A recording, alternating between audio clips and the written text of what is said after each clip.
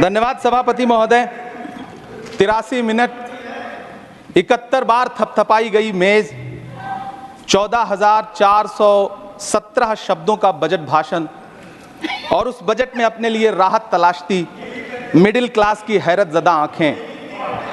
सभापति महोदय, मेरे हाथों में जो दस्तावेज है दरअसल ये देश के किसानों, गरीबों, मजदूरों की उम्मीदों का स्मारक है। ऐसा लग रहा है जैसे वित्त मंत्री महोदया ने बजट नहीं तैयार किया है बल्कि प्रधानमंत्री जी की मन की बात का संकलन तैयार किया है। टूटा हुआ लश्कर का भरम देख रहे हैं, टूटा हुआ लश्कर का भरम देख रहे हैं और जिल्ले इलाही के करम देख रहे हैं। ताकत का नशा अक्ल पे हावी है तुम्हारी, तुम देख न पाओगे जो हम देख रहे हैं। वित्त मंत्री महोदया ने इस बजट में महंगाई पर सिर्फ 10 शब्द बोला है।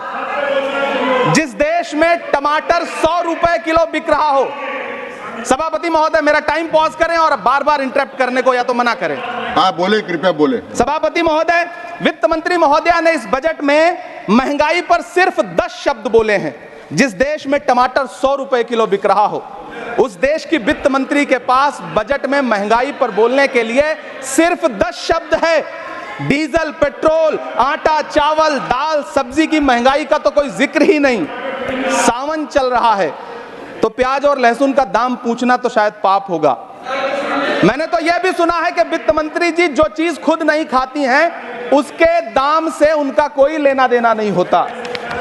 लेकिन इस बार बजट पेश करने के लिए पार्लियामेंट आने से पहले वित्त मंत्री जी ने दही और चीनी खाई थी। अब तो उनसे यह पूछा जा ही सकता है कि उन्हें दही, दूध और चीनी का रेट तो इन दिनों पता ही होगा। क्या उसे सस्ता करवाएंगी या नहीं सस्ता करवाएंगी? अगर पता है तो कृपया सस्ता करवाइए, क्योंकि इसी चीनी ने अमेठी में एक मंत्री महोदया का राजनीतिक कैरियर कड़वा कर दिया। सभापति महोदय, अपने शीश महलों में बैठे हुए सरकार के सांसद और मंत्री कह रहे हैं कि महंगाई कम हो रही है। संसद की कैंटीन से बाहर निकल करके एक चाय का कप खरीदिए, तब समझ में आएगा कि महंगाई कम हो रही है या बढ़ रही है। किसी एक दिन अपनी किसी मजदूर की तरह अपनी दिन भर की दिहाड़ी लेकर के बाजार जाइए और अपने बच्चों के लिए राशन खरीदिए, तब पता चलेगा कि महंगाई कम हो रही है या नहीं हो रही है। यहां बैठ करके बड़ी बड़ी बातें करना आसान है। ये चूनर धानी धानी भूल जाते, ये पुरवा की रवानी भूल जाते, जो आकर 4 दिन गांव में रहते तो सारी लंतरानी भूल जाते। सभापति महोदय, इलेक्टोरल बॉन्ड खरीदने के नाम छुपाने वाली सरकार, इलेक्टोरल बॉन्ड खरीदने वालों के नाम छुपाने वाली सरकार इन दिनों आम के ठेला लगाने वालों के नाम जानना चाहती है। मुझे तो होटलों, ढाबों या आम के ठेलों पर नेम प्लेट लगवाने वालों से पूछना है कि कभी खून की बोतल पर देखा है किसी का नाम लिखा हुआ? मुझे पूछना है कि क्या कोरोना के दौरान अपनी उखड़ती हुई सांसों के लिए ऑक्सीजन तलाशने वाले किसी इंसान ने ऑक्सीजन लाने वाले किसी इंसान से पूछा था कि ऑक्सीजन लाने वाला इंसान हिंदू है या मुसलमान है? मुझे पूछना है कि लावारिश लाशों के लिए कोरोना में कांधा देने वाले, चिताओं के लिए लकड़ियां सजाने वाले किसी इंसान से पूछा गया था उसका नाम, उसका मजहब? लेकिन इन दिनों पूछा जा रहा है। सभापति महोदय, अफसोस देश के प्रधानमंत्री जी ने कभी न टूटने वाली चुप्पी ओढ़ ली है। सभापति महोदय, जनता ने 63 सीटें कम क्या कर दी? यह सरकार तो अमृतकाल का नाम लेना ही भूल गई। ये भूल गई है अमृतकाल को, ये भूल गई है मनरेगा को, ये भूल गई है मौलाना आजाद नेशनल फेलोशिप को, ये भूल गई है मणिपुर को, ये भूल गई है महाराष्ट्र को। मुझे गर्व है कि मैं राज्यसभा में महाराष्ट्र का प्रतिनिधित्व करता हूं। महाराष्ट्र जो देश की आर्थिक राजधानी है, जो टोटल कॉर्पोरेट टैक्स का 40%, इनकम टैक्स का 32% और जीएसटी का 20% इस देश को देता है, उस महाराष्ट्र के लिए इस बजट में एक शब्द नहीं है। सभापति महोदय, आखिर महाराष्ट्र से किस बात का बदला लिया जा रहा है?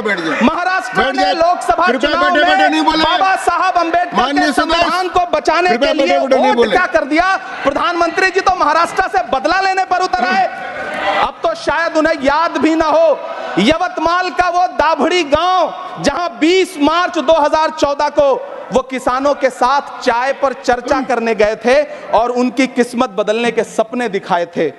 उसी यवतमाल में पिछले 6 महीने में 132 किसानों ने आत्महत्या की है। सभापति महोदय, महाराष्ट्र हर महीने 209 किसान आत्महत्या कर रहे हैं। राज्य सरकार द्वारा सौंपा गया आंकड़ा बताता है कि 1 जनवरी से 31 मई के बीच 1046 किसानों ने आत्महत्या की है। लेकिन अफसोस, इस बजट में महाराष्ट्र के किसानों के लिए कुछ भी नहीं है। किसानों से चिढ़ी हुई सरकार ने बजट में किसानों के एमएसपी की लीगल गारंटी नहीं दी। लेकिन याद रखिएगा, जो किसान का नहीं वो हिंदुस्तान का नहीं।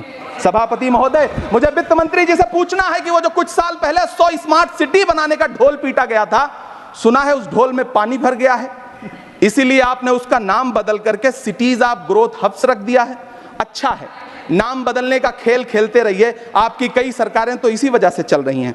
इस सरकार को पढ़े लिखे लोगों से दिक्कत है सभापति महोदय, इसीलिए इस सरकार ने यूजीसी का बजट 66% कम कर दिया है। वाह इस सरकार। सभापति महोदय, मैं वित्त मंत्री जी के संज्ञान में लाना चाहता हूं कि किशनगंज में एएमयू सेंटर के पास 224 एकड़ जमीन है। यूपीए सरकार ने सोनिया गांधी जी की अगुवाई में 136 करोड़ रुपए एएमयू किशनगंज सेंटर के लिए सेक्शन किए थे। लेकिन आपकी सरकार ने पिछले 10 साल में उस 136 करोड़ में से सिर्फ 10 करोड़ रुपया रिलीज किया है।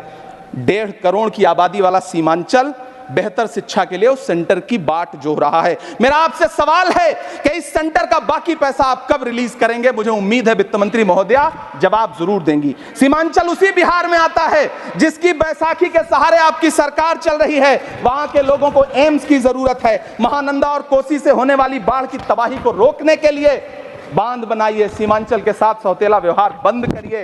इकोनॉमिक कॉरिडोर बनाने से किसी राज्य का विकास नहीं होगा, विकास होगा स्वास्थ्य और शिक्षा के बुनियादी मुद्दों के लिए बजट देने पर। सभापति महोदय, एक तरफ तो इस बजट में पीएम आवास योजना के तहत 3 करोड़ अतिरिक्त मकान देने की घोषणा है और दूसरी तरफ लखनऊ के अकबर नगर में 1280 वो मकान हैं जिन्हें रिवर फ्रंट बनाने के नाम पे बुलडोजर से जमींदोज कर दिया गया। सभापति महोदय, लोग चीखते रहे, बच्चे बिलखते रहे, वसुधैव कुटुंबकम का नारा लगाने वाली सरकार इंसानों के घरौंदे उजाड़ कर जश्न मना रही है। सभापति महोदय, मेरा बहुत भावुकता के साथ देश के प्रधानमंत्री से सवाल है कि इन उजड़ते हुए मकानों और बेघर होते हुए घरों को देख करके आपको नींद कैसे आती है, आप सो कैसे पाते हैं? मेरा सवाल है इस देश के प्रधानमंत्री से, या तो लोगों के घरौंदे उजाड़ना बंद करिए या फिर करोड़ों मकान बनाने की झूठी घोषणाएं करना बंद करिए। यह बजट झूठ का पुलिंदा है। यह बजट आपके पिछले साल के बजट का कट कॉपी पेस्ट है। यह बजट हमारे चुनावी घोषणा पत्र की नकल करने की एक बेईमान कोशिश है। लेकिन कहावत है ना कि नकल के लिए भी अकल चाहिए। मेरे हाथ में एक तरफ न्याय पत्र है जो हमारा है और दूसरी तरफ अन्याय पत्र है जो आपका है। इस सरकार को आलोचना सुनने की आदत नहीं है सभापति महोदय। जब आप इनसे सवाल पूछिए तो ये कहते हैं कि आप बताइए 70 साल में आपने क्या किया है। मैं तो इस सदन में कहना चाहता हूं सभापति महोदय कि हमसे 70 साल का हिसाब मांगने वालों, जो सरकार अपना चलाया हुआ 2000 का नोट 7 साल नहीं चला सकी, वो हमसे 70 साल का हिसाब मांगती है। सभापति महोदय, मैं अंत में आपसे यह कहना चाहता हूं, यह बजट बैसाखी पर टिकी हुई सरकार का कुर्सी बचाओ बजट है। इस बजट में राज्यों के साथ, किसानों के साथ, नौजवानों के साथ, महिलाओं के साथ, देश के मिडिल क्लास के साथ अन्याय किया गया है और इस अन्याय का खामियाजा आपको महाराष्ट्र, हरियाणा और झारखंड के चुनाव में भुगतना पड़ेगा। सभापति महोदय, इस सरकार ने नोटबंदी लगाकर देश की आम जनता की पूंजी छीन ली। बैठे नहीं बोले, टैक्स लगा करके छोटे व्यापारियों के कारोबार छीन लिए, पेपर लीक करवा करके युवाओं की आंखों से नौकरी के सपने छीन लिए, अग्निवीर लाकर देश के जवानों की उम्मीदें छीन ली, बुलडोजर लगाकर लोगों के आशियाने छीन लिए, महंगाई लाकर देश की जनता की थाली से निवाले छीन लिए और नारा लगाया कि हम तो सेवक हैं, 18-18 घंटे काम करते हैं। इन्हीं लोगों के लिए किसी ने शेर कहा है कि जो सच और झूठ में दूरी है वो दूरी समझते हैं।